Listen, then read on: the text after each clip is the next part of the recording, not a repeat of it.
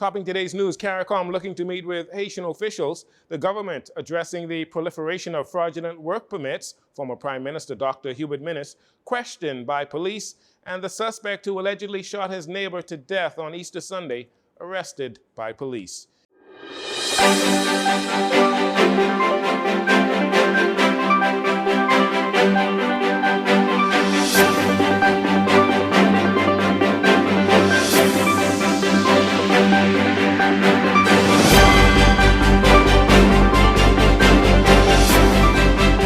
Good evening, Bahamas. I'm Jarino Saunders. This is your JCN Evening News. It's a pleasure to have you join us. Minister of Foreign Affairs Fred Mitchell says regional heads are still discussing when and where to host a meeting with Haitian officials to map the way forward in addressing the crisis in Haiti, which is still in economic and political turmoil. Well, so the Prime Minister, was tasked with the possibility of putting together a stakeholders meeting outside of Haiti. Possibly in Kingston, Jamaica, maybe Nassau. So there have been ongoing discussions about trying to get that together. And the American Undersecretary of State for Western Hemisphere, who's the man who's in charge of U.S. policy toward the region, Brian Nichols, was here on Monday, had a meeting at the National Stadium with the Prime Minister and public officials here in the Bahamas. In addressing the state of Haiti and its civil unrest, Chair of CARICOM, Prime Minister Philip Davis, says the solution to the problem in Haiti will rely heavily on the involvement of Haiti itself and the Haitian people. The Foreign Affairs Minister says Haitian officials have agreed to attend the proposed meeting. We've spoken to opposition figures in Haiti. Several of them have agreed to a meeting outside of Haiti. We're trying now to fix a date. We're also trying to broaden the numbers of people who are participating in such a meeting. We agreed that we ought to draft something that plots a plan going forward to see whether there can be an agreement on that. We're not yet there on all of these various issues. Minister Mitchell says a definitive date and time for that meeting should be confirmed within the next 2 weeks. The Department of Immigration is carrying out its work without fear or favor and with all illegal migrants being investigated. And where violations are being found, those illegal migrants are being charged, convicted, deported, and placed on the Department of Immigration's restricted list.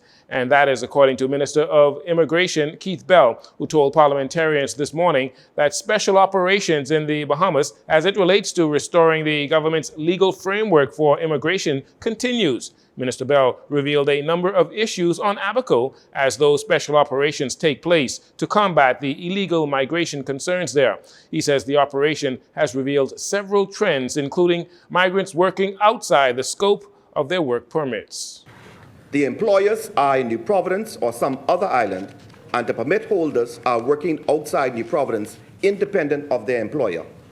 Additionally, Madam Speaker, they are also working outside the scope of the grant, in that many were classified as handymen or farm laborers were found engaged in other classified fields of employment of skilled labor. From January 2023 to the 31st of March 2023, some 81 persons were found in Abaco using work permits issued for employers in New Providence alone. These persons were removed from Abaco, and in each case, the permit is liable to revocation. 65 of the 81 found to be working outside the scope of their work permits were charged and convicted before the courts, according to Minister Bell. Madam Speaker, another significant challenge we have found is Bahamian employers are failing to renew permits on a timely basis.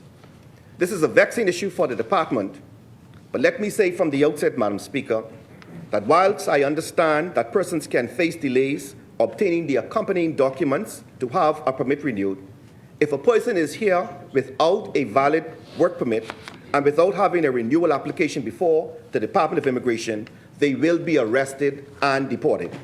As a result of Operation Restore, over $90,000 in back fees for processing and documentation has been collected from Bahamian employers of those migrants taken into custody. Immigration fees must be paid. Pay immigration its fees. Work permits are obtained by employers, and it is the employer's responsibility to pay the government its fees.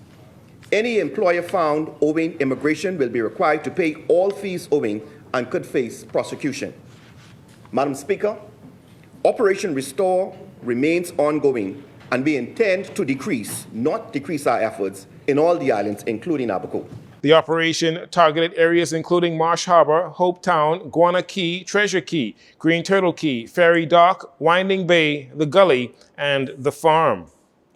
Former Prime Minister Dr. Hubert Minnis, who was pressed by members of the media while entering the House of Assembly today, says he has done nothing wrong. Dr. Minnis was asked to respond to a criminal investigation launched into his administration's COVID-19 food assistance program.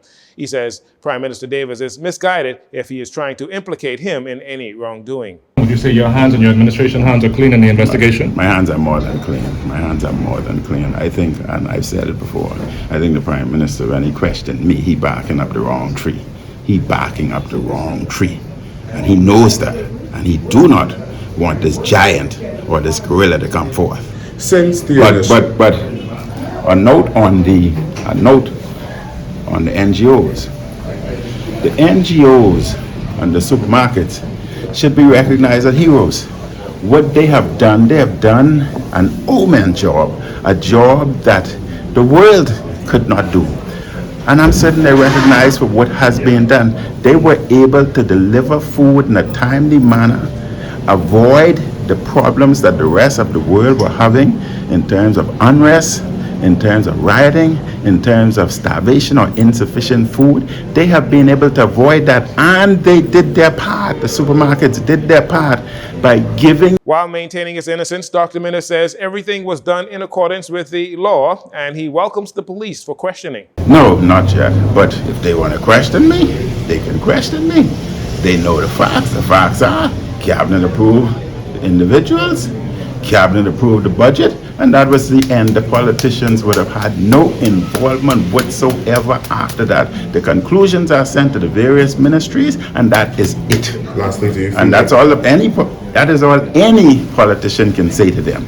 Last month, Prime Minister Philip Davis accused an unnamed nonprofit organization of going on a spending spree, buying 2 high-end trucks and a boat with public funds that were meant to provide food assistance during the pandemic. However, Dr. Minnis says this is a witch hunt carried out by the Davis administration to deflect Bahamian people from the real issues. This is more than a witch hunt. The government knows that they are mismanaging this country. They know that crime is out of control. They know that they have gone overboard in terms of taxing the people in this country at a time when there's inflation. They are making it worse. They have introduced the Brave Davis inflation, which is worse than the world's inflation.